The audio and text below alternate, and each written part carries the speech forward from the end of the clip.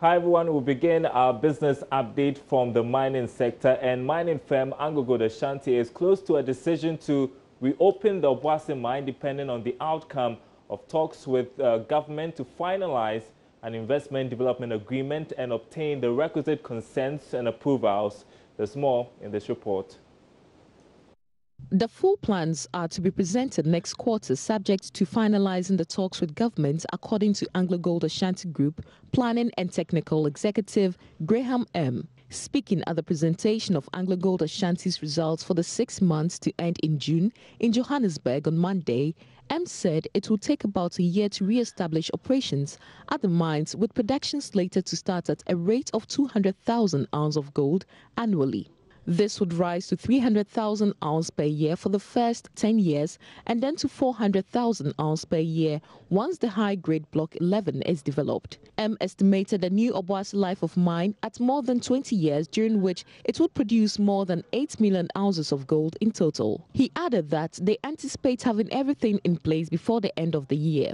This is the latest development in the roller coaster ride for Obuasi over the past 3 years, during which the loss-making mine was shut down and then offered as a proposed JV to Randgold Resources, which took it over but walked away in December 2015. Obuasi was then overrun by illegal miners from 2016, which the then Ghanaian government inexplicably did nothing to prevent. That forced AngloGold to take legal action against the government through international arbitration. In August 2016, AngloGold CEO Srinivasan Venkatakrishnan said any move to reopen the mine would need an ironclad commitment from government that this would not happen again. The situation at Obuasi then swung 180 degrees in AngloGold's favor from the end of 2016, when a new business-friendly administration took over in Ghana following elections in which it clearly indicated support for Obuasi in its election manifesto. It is estimated that the cost of reopening will be in the regions of $800 million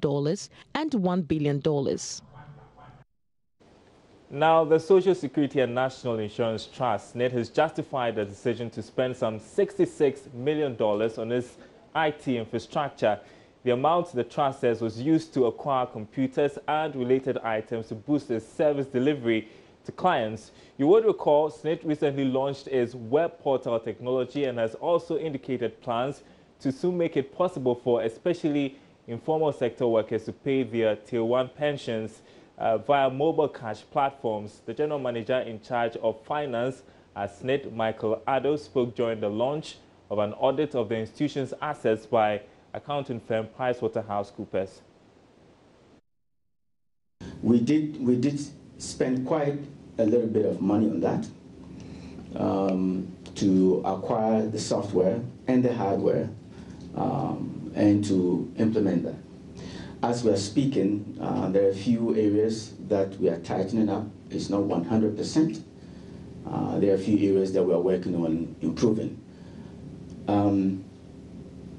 With respect to the cost of it, or whether it's working or not, it's best also to wait a little bit more for the outcome of the PwC report. The cost as of now, the cost that